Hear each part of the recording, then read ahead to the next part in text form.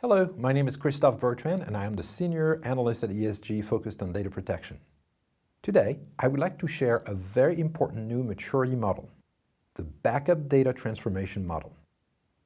The data protection market, which broadly includes backup and recovery, disaster recovery, replication, amongst others, is changing and is on the cusp of a major evolution.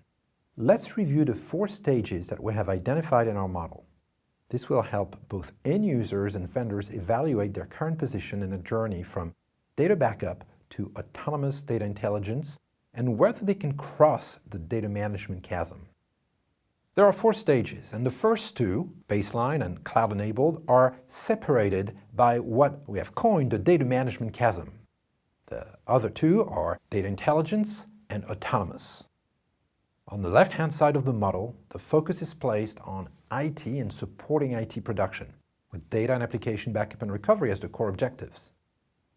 IT leaders will tend to zoom in on where the backup data lives and how much it costs, and how to leverage newer approaches to support data center modernization and IT infrastructure transformation. Let's review the baseline stage in more detail. It corresponds to on-premises workloads protection. It is the traditional backup and recovery space, one in which software, appliances, physical or virtual, and some services support the desired KPIs, which are the recovery point objectives, or RPOs, and recovery time objectives, RTOs, of organizations that leverage these technologies. In this stage, we see a complex and go-to-market focused ecosystem of alliances and technical integrations, which has taken many years to evolve. The market is changing rapidly with the rapid adoption of cloud-based technologies to extend the traditional on-premise environments. In the context of backup and recovery, it means solutions and technologies that, in time, will seamlessly and natively leverage public and private cloud infrastructures, protecting workloads to the cloud, in the cloud, and across clouds, and of course on premises too.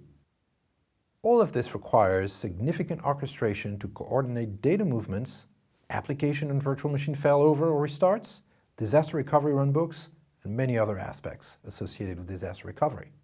This stage is in constant evolution and still offers many opportunities for vendors to improve their capabilities to help end users achieve coherent RPOs and RTOs in what has become a hybrid infrastructure.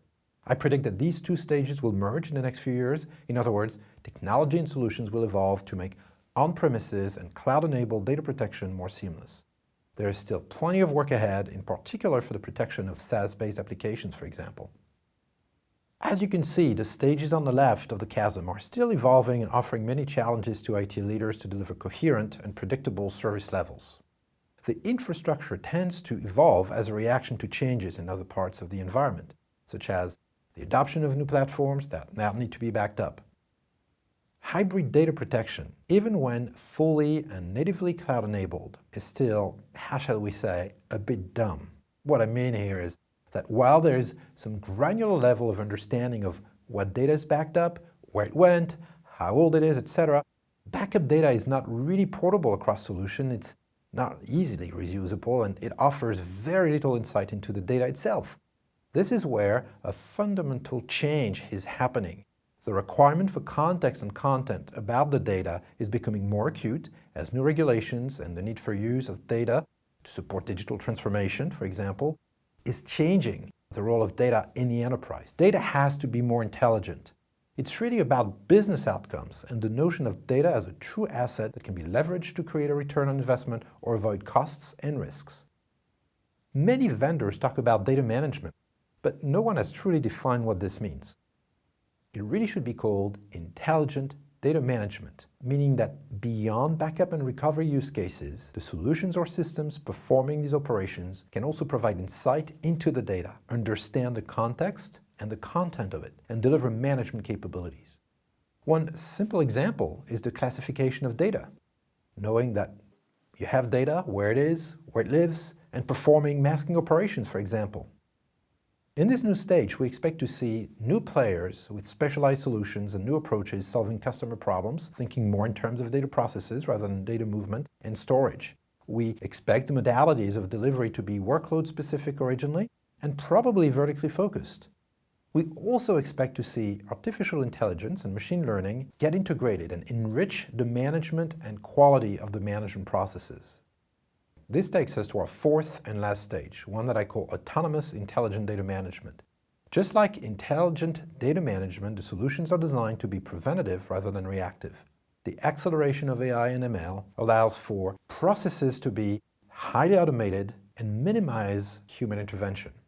This, in turn, offers significant opportunities for higher efficiencies, better service levels, and overall improvements of the quality of the management of the data itself. This model can be used by end users and vendors alike to establish their levels of maturity in each of the stages and their strategic objectives on this journey to autonomous and intelligent data management. For more information on this topic, please contact us at ESG. Thank you very much for your time.